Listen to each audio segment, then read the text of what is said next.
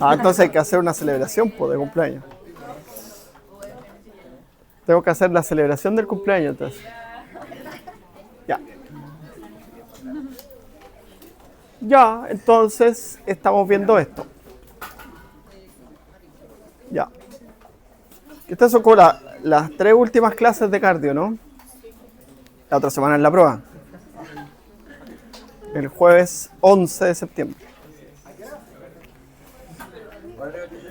En horario de ayer, pero a las 11 para que duerma.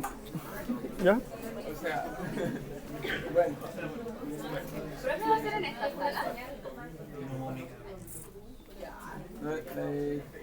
Ahí pedí una sala más grande. Porque las de taller son salas chicas, ¿no? Ya, vamos.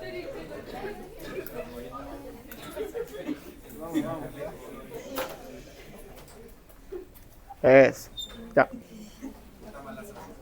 Entonces, este esquema que muestra la distribución de la sangre corporal, ¿cierto? La principal.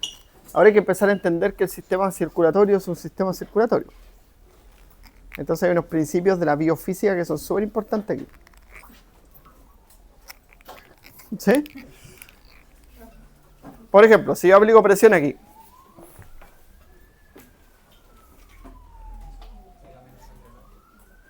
¿Qué pasa con esa presión? ¿Qué pasa con esa fuerza?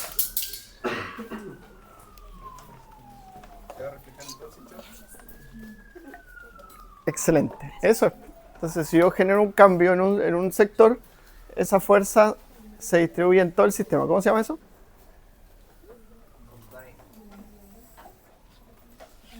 Un principio.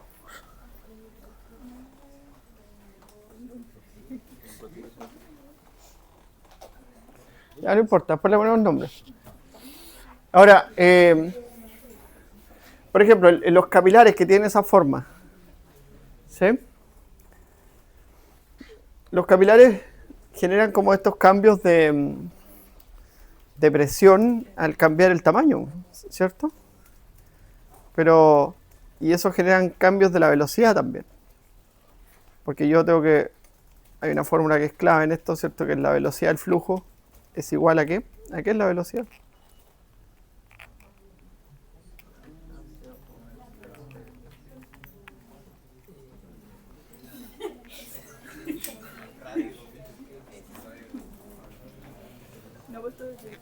¿Qué pregunté? La velocidad.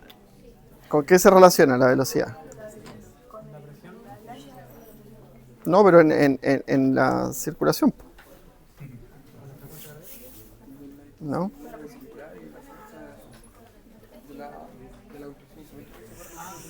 Ya, pero dijimos otro día que, a ver, si hay mayor área de sección transversal, eso cambia la velocidad.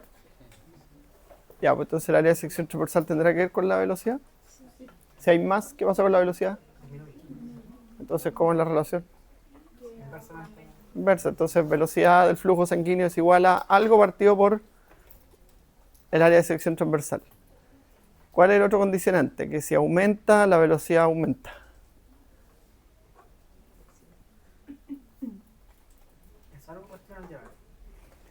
Algo partido por el área de sección transversal. Pero piénsenlo, si esto... Ya, la viscosidad. ¿Y qué determina la viscosidad? Si hay más viscosidad, ¿qué pasa con el flujo? Disminuye. Ya. Es que es súper importante eso. No es que lo esté jodiendo, ya. Entonces, flujo es igual a la diferencia de presión partido por la resistencia. Es el principio de Ohm. ¿Sí? Lo vimos en la corriente, ¿se acuerdan? Ya, pues. Pero esto también tiene un desigual, por la resistencia al flujo. Y aquí está, como dice Catalina, la viscosidad. Entonces, si yo aumento la viscosidad, aumenta la resistencia. Viscosidad, que es como una N rara. ¿Sí? Si yo aumento la longitud, aumenta la resistencia. Y si yo aumento el radio, disminuye la resistencia. ¿Cierto? Entonces, viscosidad por longitud partido por resistencia. Por radio, perdón. Ahora, esto puede cambiar, ¿cierto? Y para que no cambie, tienes un factor de corrección. ¿Cuál es el factor de corrección?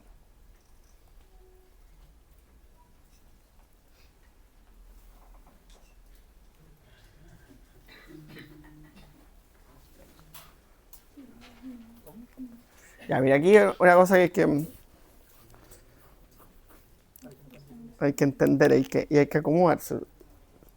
Tomo a una semana prueba. Entonces, si no lo saben, díganos, no lo sé. ¿Ya? No lo voy a presionar, ni voy a enojar, ni nada. No me enojo. Tengo cara pesado, ¿no? Pero no me enojo. ¿Ya? Eh, el, eh, si no lo saben, no lo saben, no, pues. Sencillo. Pi. ¿Dónde va pi? Resistencia.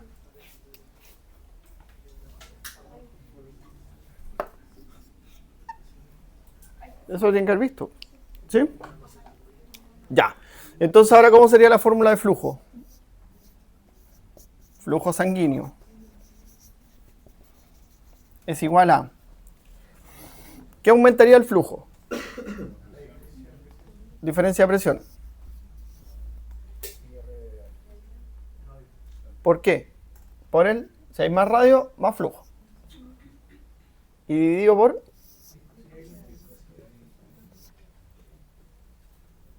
Ya, y pi si quiero poner.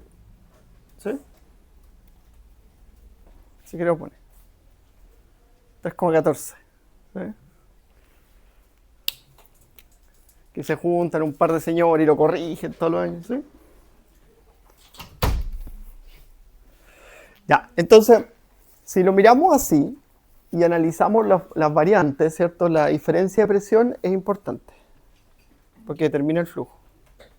Entonces, mira, nos vamos a posicionar aquí. Por ejemplo, la resistencia periférica. La resistencia periférica, ¿ya? Depende de la presión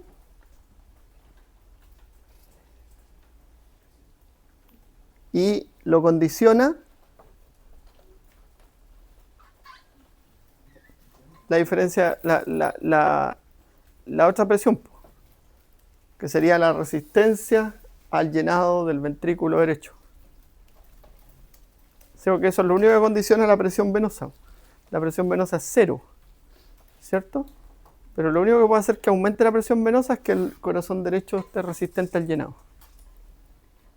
¿Ya? O que una persona tenga una hepatitis, por ejemplo, y ahí hay más resistencia antes del sistema porta hepático. O de la vena cava, que también pasa por el hígado. ¿Ven? Entonces, así hay que mirarlo, porque ahora es circulación, pues no es una manguera ni esta cuestión que le hacen en física, ¿cierto? Sino que es circulación corporal. Entonces, por ejemplo, un individuo puede tener una falla del corazón derecho y eso va a generar una mayor presión en el lado venoso. Y eso va a afectar la resistencia periférica al flujo. Por lo tanto, el órgano va a recibir menos flujo y el sistema venoso va a tener más presión. Traducido en español, ¿cierto? Estos principios.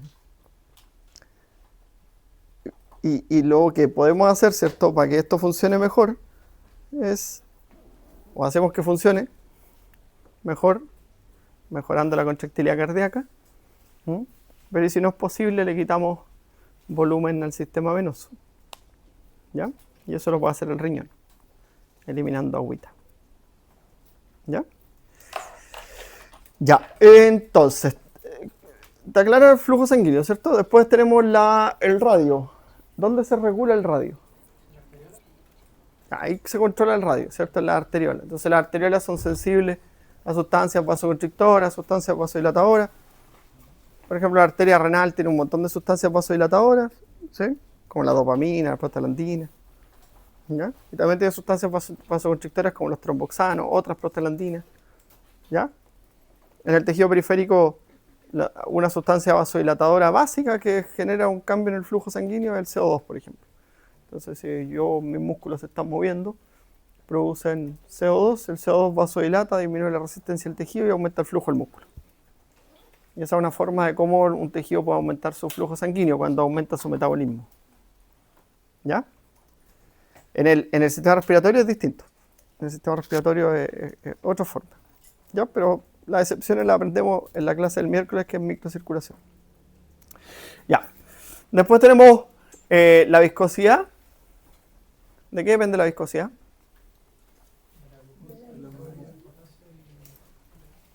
¿Cómo se llama eso? La osmolaridad plasmática. Depende de dos cosas, de la osmolaridad plasmática y de las proteínas plasmáticas. Entonces depende de la presión coloidosmótica. De ambas. La presión osmótica y la presión oncótica. ¿Ya? Entonces, si un individuo, por ejemplo, está deshidratado, la viscosidad de la sangre es mayor. Algo básico, sencillo. Ya después están todas las variantes. Si tiene glucosuria, ¿cierto? Por eso si tiene hiperglicemia, si tiene disminución de las proteínas del plasma, bla, bla, bla, bla, bla. Ya, pero la viscosidad es súper importante porque la viscosidad determina algo que en el flujo vamos a entender mañana, porque hoy día no, que determina algo que se llama el flujo laminar. Que es súper importante. Entonces, ustedes, por ejemplo, en un circuito no ideal, o sea, en un circuito ideal, perdón, ideal, sí, ideal y real. En el circuito ideal, usted tiene una manguera y le echa a correr agüita, ¿cierto? El agüita fluye. Se le mete más presión, más agüita. ¿Sí? Pero ¿cuál es el problema que tienen los vasos sanguíneos? Que es flujo real.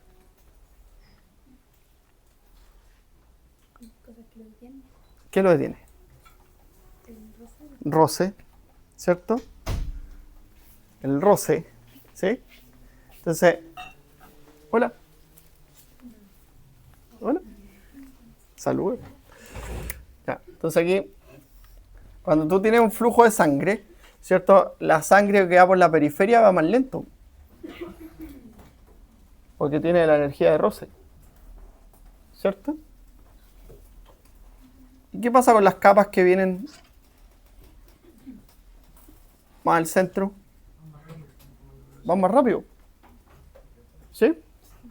Entonces eso determina un flujo laminar, que se genera un cono de propagación del flujo, que es como así.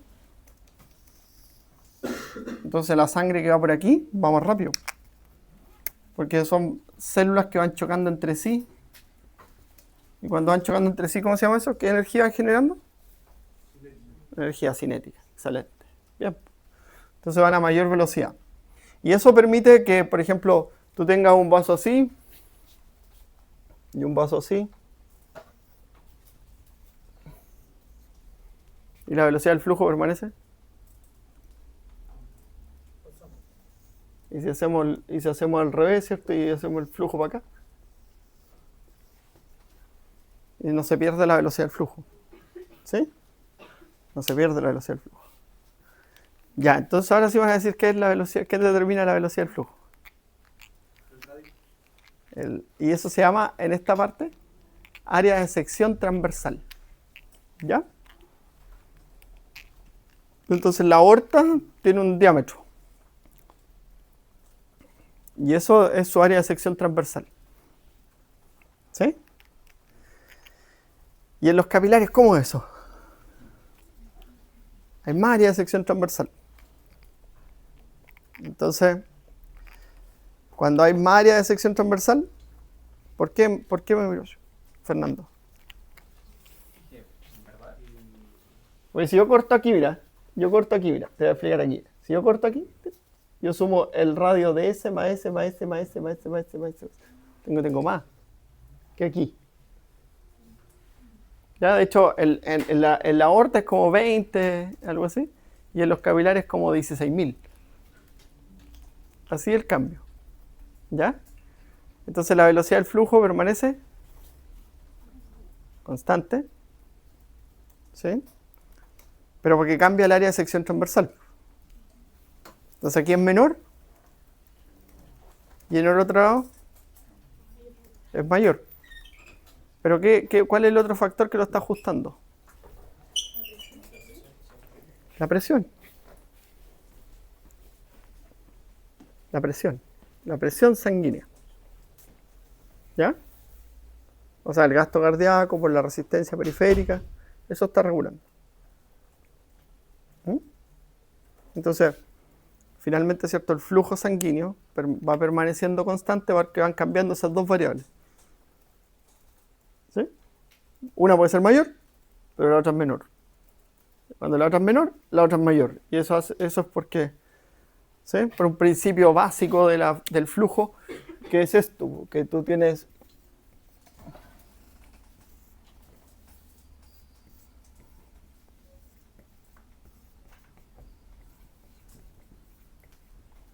Así, eso.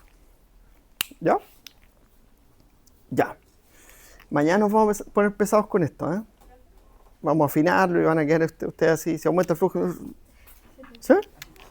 ¿Qué pasa con los tipos de capilares fenestrados? Por eso, entonces tú... A ver, en los capilares fenestrados, los capilares discontinuos, los capilares continuos, en ninguno se filtran ni las proteínas ni las células. ¿Ya? Ahora, hay capilares que van a ofrecer más resistencia al flujo. ¿Sí? Entonces ahí tú, cuando consideras que determina la resistencia periférica, es la presión arterial media menos, si el capilar ofrece más resistencia, es la resistencia al tejido, que es como en el riñón o en el cerebro, que es la resistencia al tejido. ¿Por qué? Porque ese capilar tiene mecanismos de autorregulación del flujo. En los otros capilares, la resistencia periférica está determinada por la presión arterial media menos la resistencia al llenado del ventrículo derecho, porque la sangre pasa más directo. Entonces, casi siempre las afectaciones se ven en esos tejidos que tienen ese mecanismo. Por ejemplo, tú vas a tener un edema pulmonar, vas a tener hepatomegalia, vas a tener ascitis o edema periférico, ¿sí? Pero en estos sistemas, en el riñón, en el cerebro y en el pulmón, perdón, en el riñón, en el cerebro y en el diafragma, eso no pasa. ¿Ya? Ya.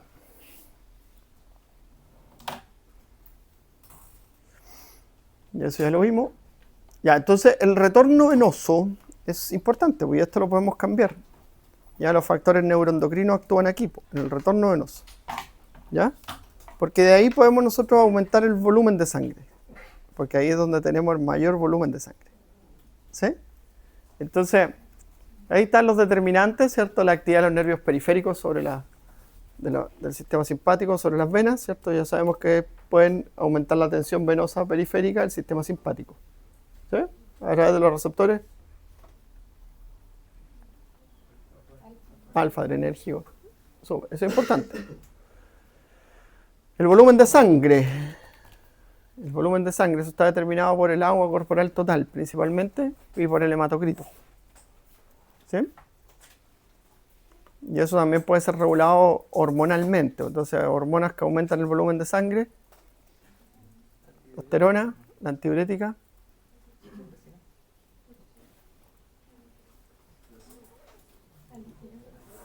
Vasopresina y ADH es lo mismo. Aldosterona. Ya, y que disminuya el volumen de sangre. Los péptidos natriuréticos. ¿Sí? Ya, porque todas las otras entran en el otro lado, pues aumentan la resistencia periférica. ¿Ya? Ya, y las bombas musculares, ¿cierto? Y los movimientos respiratorios, y eso lo vamos a mirar aquí. Entonces, ese es el efecto de las bombas musculares. ¿Ya? Entonces, al contraerse los músculos, la sangre retorna al corazón, ¿cierto? Porque las venas tienen estas válvulas. ¿Sí? Entonces hace que la sangre se mueva unidireccionalmente. ¿Sí? Y eso es los movimientos, eso es súper importante. Si una persona se mueve, tiene riesgo de trombosis venosa. ¿Sí? Entonces la gente que está postrada lo mueven, ¿cierto? Hacen ejercicio, hacen un montón de cosas para que no pase eso. ¿Ya? Bueno, es determinante el retorno venoso. Entonces si yo estoy caminando, volvemos sangre al corazón. ¿Y qué hace mi corazón? Se encuentra más fuerte. Principio de Starling. Mayor retorno venoso, mayor volumen sistólico. Mantiene constante el retorno venoso con el volumen sistólico. En el caso de los edemas, ¿qué tan rápido se vuelve a absorber del líquido al corazón. Cuando tienden a tener como retención de líquido y el alcohol se les sube. Pero no entiendo. ¿No pasa? No, no pasa así, tan fácil. Los edemas no son tan fáciles de resolver. Es que yo he escuchado que cuando tenían esa como la disnea paroxística nocturna, ya porque se te volvía como que el No, la disnea paroxística nocturna se produce porque durante la noche aumenta el tono parasimpático. Entonces aumenta la actividad parasimpática sobre los bronquios y por lo tanto eso genera más secreciones, genera más dificultad respiratoria. Y eso. no tenía que ver con No, no, por eso la gente la sientan, la acuestan media sentadita en la cama. ¿Ya? Pero no tiene que ver con eso. No, el edema es difícil de resolver, po.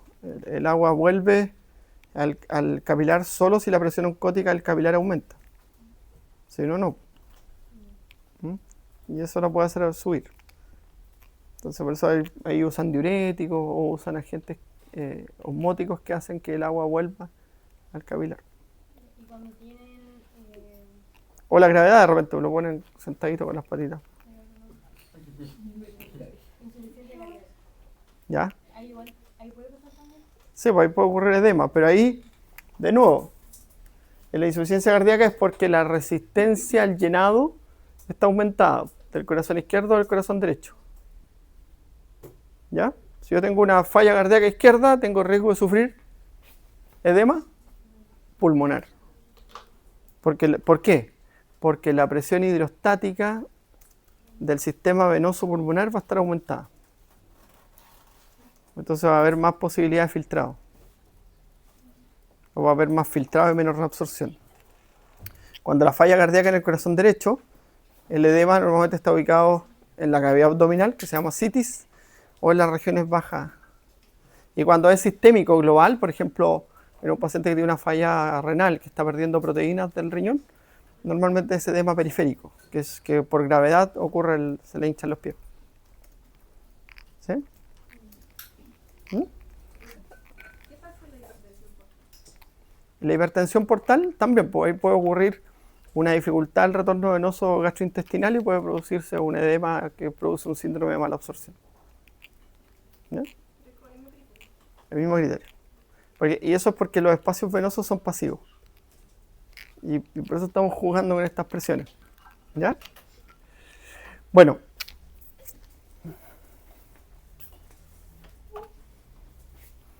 Ya, el volumen de sangre depende del agua corporal total. Pues esta historia ustedes se la saben y por lo tanto balance hídrico igual entra en la prueba. ¿Cierto? Por lo tanto, todas las hormonas que regulan este proceso, ¿cierto?, son importantes aquí.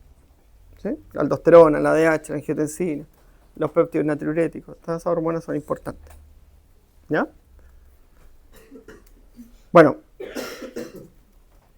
por ejemplo, si una persona tiene diarrea, pérdida de líquido, ¿cierto? Eso puede producir una hipotensión. ¿Por qué? Porque disminuye el retorno venoso.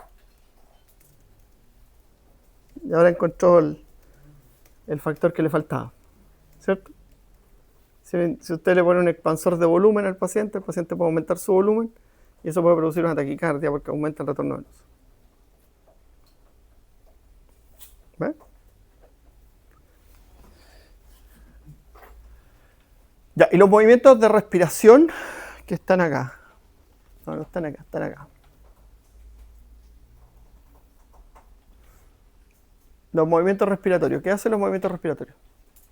Aumenta la presión intraoral. Ya.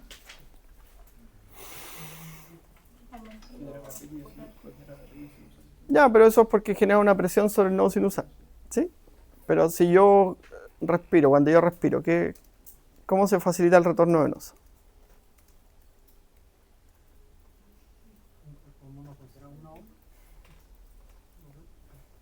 No, pero genera un gradiente. Cuando yo respiro, ¿cómo es la presión intratorácica? ¿Ah?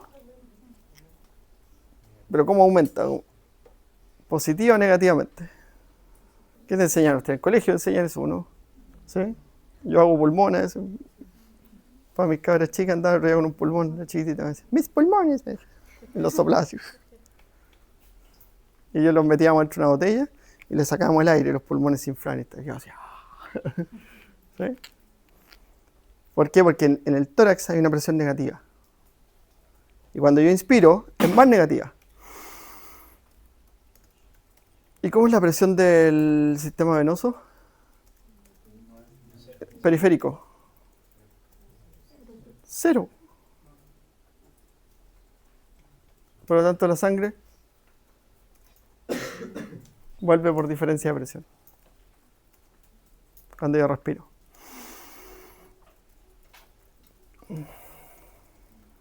¿Ven? Y por eso es tan importante un factor de riesgo cardiovascular que tiene doble riesgo.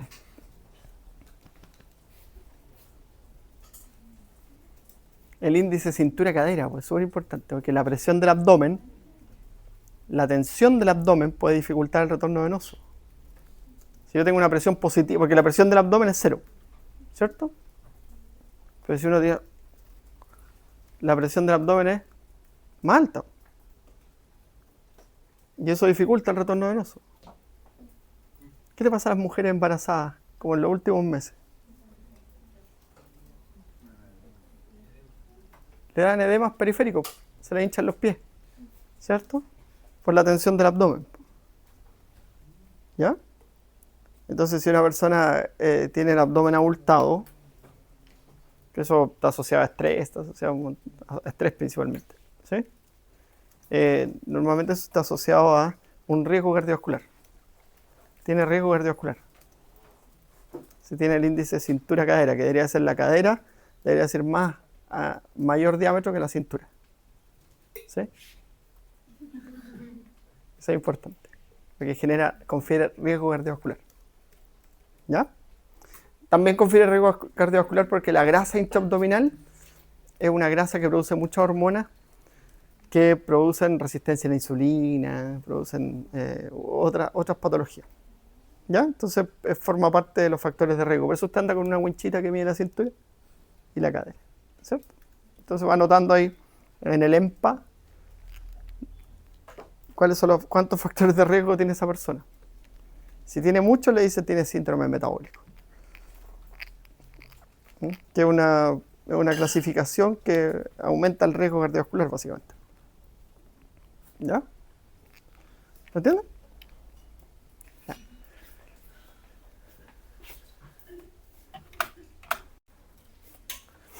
Ya. Entonces este sistema circulatorio, mira, ahí tienes la resistencia vascular sistémica. La resistencia vascular periférica es igual a la presión arterial media menos la resistencia del derecho por el gasto cardíaco, partido por el gasto cardíaco. Eso determina la resistencia periférica vascular. ¿Ya? Pero no, si esta es la portada, ¿no? Ya, hay que tener en cuenta esto, los vasos periféricos. ¿Ya? Ya, estos vasos, y aquí quiero que me hagan un repaso de histología. Estas arterias, ¿qué tienen esta túnica externa? ¿De qué está formada la túnica externa de la arteria? ¿Qué tiene esa túnica externa?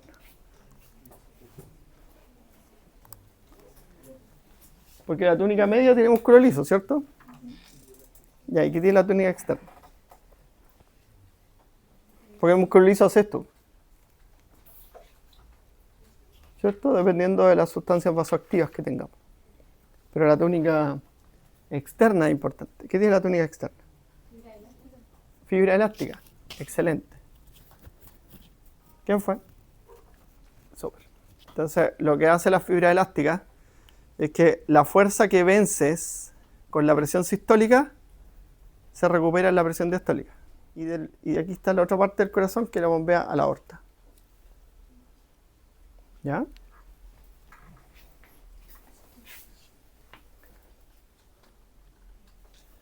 Ahí está. Esto es lo que estamos conversando hace rato. Entonces, tú tienes el diámetro de la luz, que sería el vaso, ¿cierto? 2,5 centímetros, el grosor de la pared y el área de sección transversal. ¿Ya? Si nos vamos a los capilares, tú tienes el diámetro de la luz es 5 micrómetros, el grosor de la pared es 1 micrómetro, el área de sección transversal es 4.500 y tiene un 5% del flujo. Y en el sistema venoso, ¿ven? Las vénulas, 4000, las venas, 40, y la vena cava, 18. Y ahí está el 54%. Ahí sí. Delgado.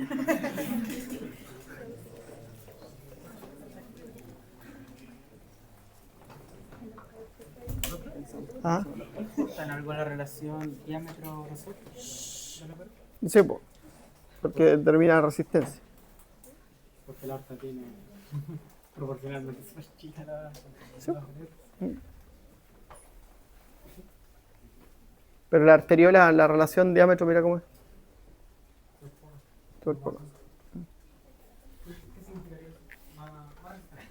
Sí, pues produce más resistencia.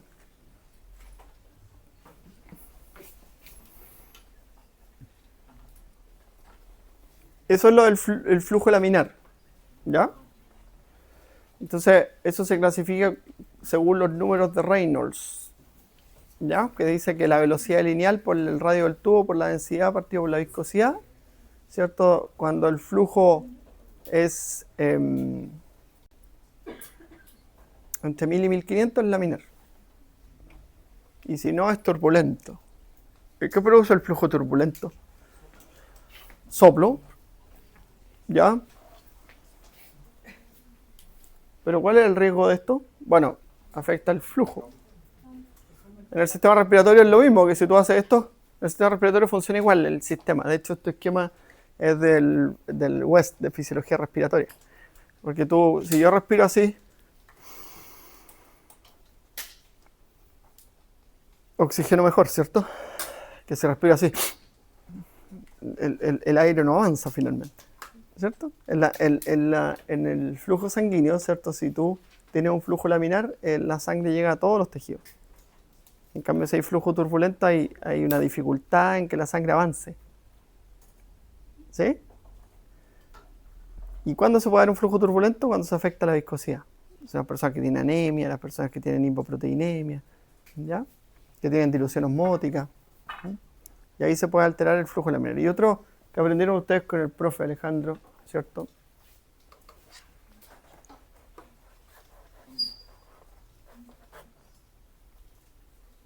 Aumenta las fuerzas de estrés de rosa sobre la pared del vaso. ¿Y qué puede producir eso? Trombos, microtrombos. ¿Eh? Porque eso es un mecanismo de activación de la coagulación. Entonces, decía el riesgo, cuando un paciente le dice, ¿qué riesgo tengo por tener anemia? Ahí tiene que explicar estas dos cositas. O sea, bueno, la hemoglobina no transporta oxígeno adecuado a los tejidos, la turbulencia del flujo puede hacer que muchos tejidos no estén bien irrigados y está aumentada la probabilidad de generar microtrombos. ¿Ya? Ya. Entonces, en el flujo real sigue este principio, el principio de Bernoulli. Entonces, aquí está la energía de Rose, que es más los vasos periféricos, o sea, las láminas de... Porque esos son, imagínense glóbulos rojos desfilando en línea.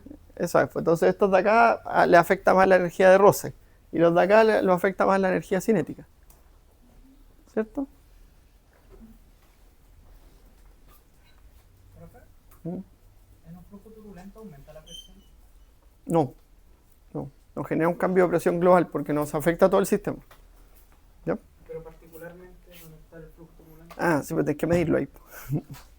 Pero ahí sigue otro principio, que es la tensión. La tensión, cuando uno habla de un vaso, una región, hablas de tensión.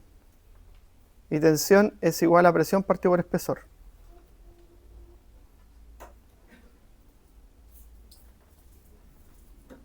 ¿Sí? Profe, la arteriola, no está como más reducido el radio y todo, también habría más roce. ¿Sí? ¿Pero qué hay en la arteriola? Cuando llegamos a la arteriola. O sea, hay mayor área. Eso. La arteriola, el área de sección transversal de la arteriola es 400. Entonces eso genera... que la velocidad del flujo permanece constante. ¿Mm? Pero la presión cae. La presión cae. Porque hay más resistencia. ¿Ya? Ya. Y esto, que lo vimos, ¿cierto? En algún momento, que lo van a tener que recordar aquí, ¿cierto? Lo que determina el filtrado y la reabsorción. ¿Cierto? Entonces, ahí tenemos fuerzas que favorecen el filtrado, que sería la presión hidrostática del capilar, favorece el filtrado. Y la presión coloidosmótica intersticial. Esas son dos fuerzas que favorecen el filtrado. ¿Ya? Que ahí están, pues, mira. PS, hidrostática del capilar. ¿Mm? Presión intersticial. Ya. ¿Y quién se opone al filtrado? Son las otras dos, pues, la presión coloidosmótica plasmática y la presión hidrostática intersticial. ¿Ya? ¿Cuál es la única que cambia?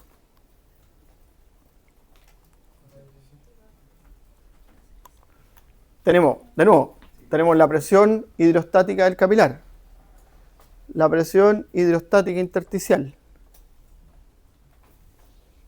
¿Cómo es esa, la hidrostática intersticial? Constante, ¿por qué?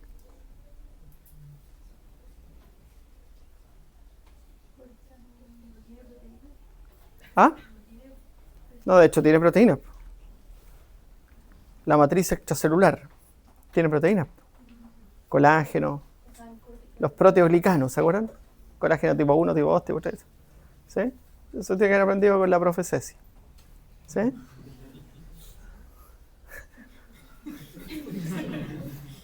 La cara, qué bueno.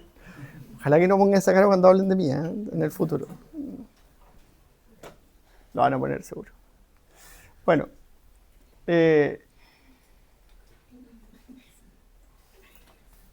Profe, ¿puedes repetir cuáles favorecían y se oponían?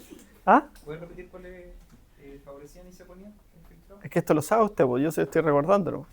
La presión hidrostática del capilar favorece el filtrado. ¿Ya? Vamos a dejarla ahí. La presión hidrostática intersticial se opone al filtrado. Pero esa está en equilibrio porque el agua del líquido intersticial está generando enlace con las proteínas de la matriz extracelular. Entonces, 1. Permanece constante. No cambia. Si es una suma y resta, es 0. Si es una multiplicación, 1, cuando es constante. ¿Ya? Ya. Después tienes la otra, la presión coloidosmótica del plasma. ¿Cambia o no cambia? ¿Y por qué puede cambiar? Variar la cantidad de proteína que tenemos. Ya, pero eso es patológico. ¿Sí? Patológico. ¿El agua? También es patológico. En condiciones fisiológicas, ¿cambia o no cambia?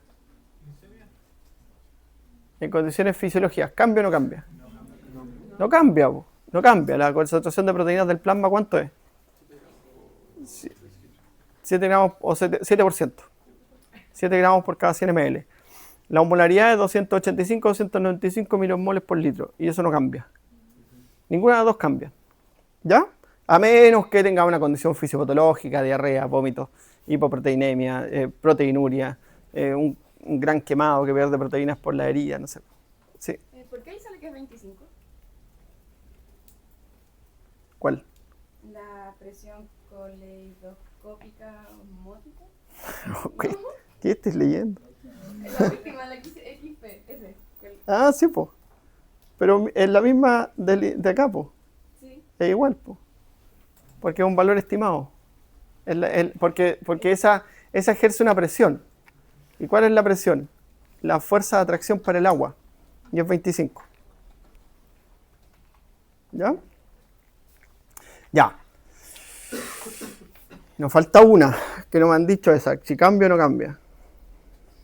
La presión hidrostática del capilar. ¿Cambia o no cambia? Esa es la que cambia. Esa es la que cambia. Es la única que cambia. ¿Y cómo es al inicio del capilar? ¿Mayor? ¿Y por qué es mayor? Un poquito de presión de Si la velocidad permanece constante. ¿Pero qué cambió?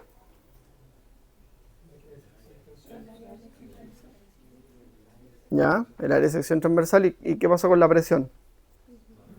Disminuyó. Entonces la presión hidrostática, ¿cómo es?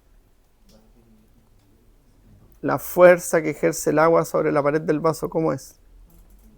Mayor. Entonces las sustancias vasodilatadoras pueden aumentar la presión hidrostática. ¿Sí? Y en este caso en el sistema arteriovenoso, ¿cierto? La arteriola disminuye la presión y aumenta la presión hidrostática. Y eso genera la presión de filtración neta. ¿Ya? Que es este valor que tiene aquí. Porque este es el cálculo a este lado. Entonces ahí está la presión hidrostática más la presión, ¿cómo es la fórmula? Osmótica Coloidosmótica intersticial, que le hicieron 0. ¿Sí? Y después tiene menos la presión, no veo nada, la presión hidrostática intersticial, que es 1, ¿sí? Más la presión plasmática. ¿Ya? Y después lo hacen lo mismo, pero mira la que cambió. Esa es la única que cambió, los otros números permanecen todos constantes. ¿Y por qué cambió esta? ¿Por qué es menor aquí? A este lado, ¿por qué aquí la presión hidrostática es menor? Porque se filtró. Se filtró. Entonces ahora la fórmula da un valor negativo que hace que el fluido vuelva al capilar. 11 de filtrado, menos 9 de reabsorción. ¿Qué pasa con los otros dos? Al sistema linfático, que es como el 5%. Se va por el flujo linfático. ¿Ya? ¿Y dónde desembocan esos vasos linfáticos? ¿Ah? ¿Ya? ¿Vuelven al sistema venoso? ¿Ya? ¿Pero eso entonces todas las sustancias vasodilatadoras van a producir filtración? ¿O no necesariamente? No necesariamente, porque para generar filtración tienen que aumentar la permeabilidad del capilar. Es que como cuando pasaba, por ejemplo, los ataques de anafilaxis. Ya, pero ahí las sustancias se liberan sustancias vasodilatadoras y se liberan sustancias que aumentan la permeabilidad del capilar. Eso es verdad. Claro, entonces pasa que el vaso sanguíneo se dilata, pero también aumentan las uniones entre las células, o sea, los espacios entre las células endoteliales. Y ahí eso produce. Ahora, si no pasa eso, se produce transudado, pero normalmente el transudado se produce cuando hay una disminución de la velocidad del flujo, que sale del vaso sanguíneo un líquido pobre en proteína, y eso es lo que genera los edemas. Pero eso es solo por aumento de la presión hidrostática del capilar. ¿Ya? ¿Y existen fármacos que aumenten la permeabilidad del capilar? ¿Sí?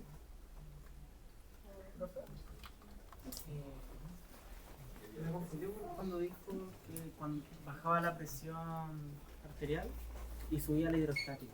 Yo las consideraba como lo mismo.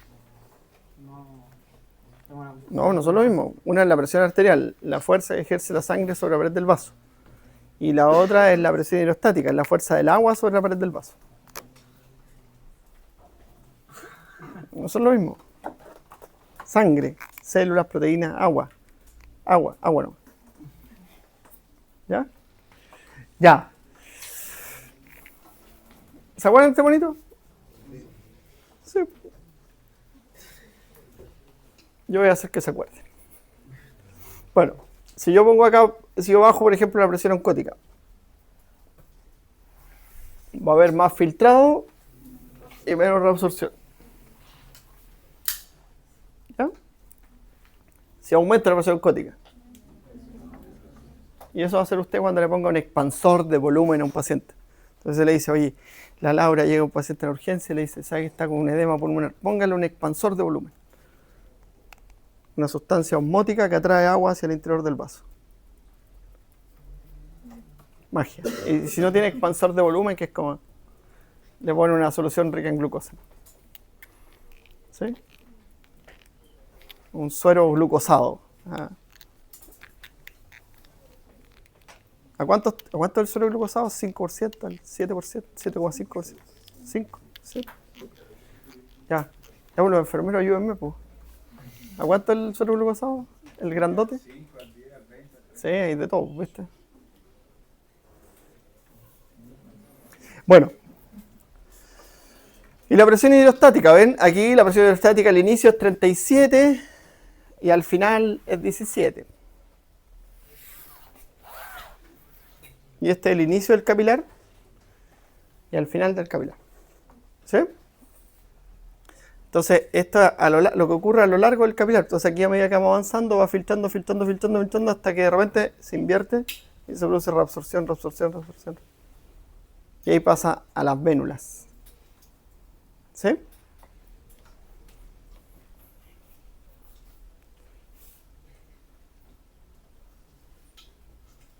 Ya, el flujo sanguíneo se puede regular por diferentes factores, ¿cierto? Vamos a seguir insistiendo en esto, ¿eh? Mañana les voy a... Eso debería hacerlos pensar, ¿no? Que tengo una guía de cálculos de la función cardiovascular. Es pura matemática. ¿Sí? Había una profesora que nos hacía biofísica. Antes, que dentro de la gente hermosa que conocí en la vida, era una profesora que estudiaba enfermería y no le gustó la enfermería, entonces estudió ingeniería. Y hizo un libro de cálculos de la función, de las funciones. Se rayó un día, no sé, con esto. Y me preguntaba cosas y yo me decía, ¿y cómo se regula el flujo de aire? Y yo decía, sí, y no sabía qué estaba haciendo. Y un día me dice, hizo el libro. Y era maravilloso su libro. Y hay una guía de ejercicio que hicimos en algún momento que está súper bueno. Porque te dice si el flujo aumenta, disminuye. Pero es para quedar así, pues. Pero yo prefiero que queden así antes. ¿Ya? Ya. Mira, por ejemplo, el flujo sanguíneo local, los tejidos pueden tener varios mecanismos. ¿Ya? Tenemos una clase de microcirculación donde vamos a explicar estos mecanismos, pero, por ejemplo, hiperemia activa se llama cuando un flujo sanguíneo es regulado por el cambio metabólico del tejido. Eso ocurre en los músculos. ¿Ya? Pero la del músculo se llama hiperemia reactiva. Porque cuando el músculo se contrae, el flujo sanguíneo es cero. Y cuando el músculo se relaja, el flujo sanguíneo aumenta. Porque la tensión del músculo hace que el flujo sanguíneo sea cero. Y después viene una hiperemia reactiva.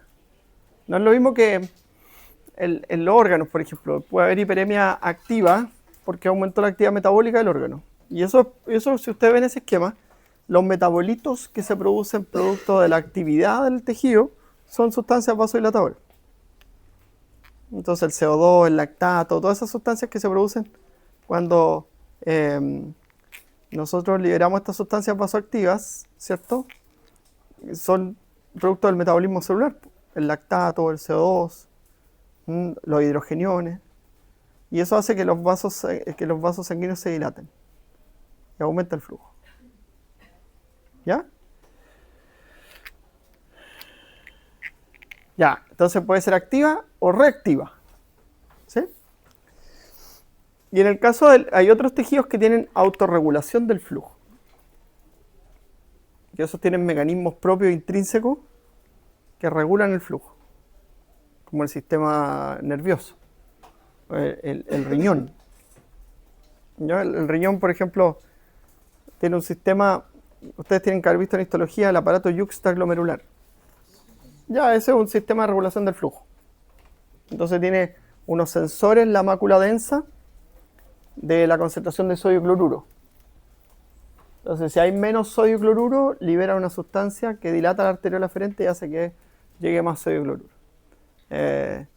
Y si hay menos presión, liberan sustancias que aumentan el flujo. Y así. ¿Ya? Y esos tejidos funcionan como independientes de la presión arterial en un rango. ¿Ya? O sea, puede variar la presión arterial y el flujo sanguíneo del cerebro y el flujo sanguíneo del riñón permanece constante. porque tienen estos mecanismos de autorregulación. Y la otra forma de regulación del flujo local es con el sistema autónomo, que eso es el ejemplo típico de la piel. Si hay actividad simpática, hay menos flujo regional en la piel, ¿ya? Y aumenta la resistencia periférica. ¿Ya?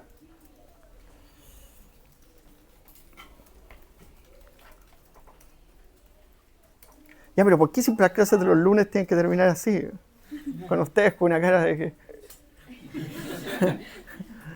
Y los miércoles están contentos y después nos vemos el lunes, ¿no? Y el lunes de nota.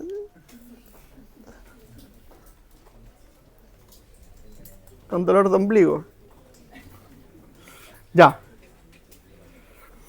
Entonces, mira, el radio de las arteriolas puede ser modificado por varios factores. Hay factores neurales. Y ahí está, ¿cierto? Los nervios simpáticos y las sustancias vasodilatadoras. No sale el sistema parasimpático. ¿Por qué no sale el parasimpático? No actúa aquí. ¿Ya? Entonces las neuronas pueden liberar óxido nítrico en respuesta a distintos estímulos. Por ejemplo, y eso es un factor neural. Entonces las fuerzas de estrés de roce es un determinante. ¿Ya? Después tienes hormonas que también generan un control local. La adrenalina, la angiotensina, la vasopresina, que son vasoconstrictoras. La adrenalina, vasodilatadora, vasoconstrictora, vasodilatadora, dependiendo de qué. Receptor. Receptor alfa, receptor beta. Los péptidos natriuréticos. Y después tienen las sustancias de control local, po. Y estos son puros productos metabólicos o respuestas locales del tejido. La endotelina la libera el endotelio. La respuesta miogénica, ¿qué es lo que es eso? Cuando aumenta la presión, el músculo se contrae. Disminuye la presión, el músculo se dilata. Sí, eso es local. ¿Ya? Tiene un mecanismo molecular, obviamente, pero no lo voy a explicar.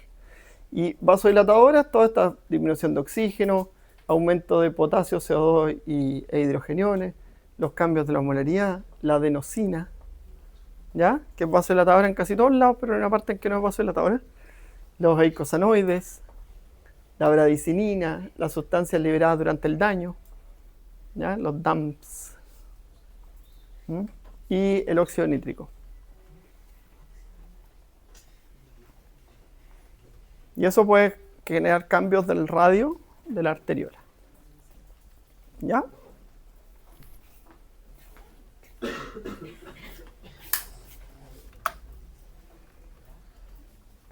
Así funciona.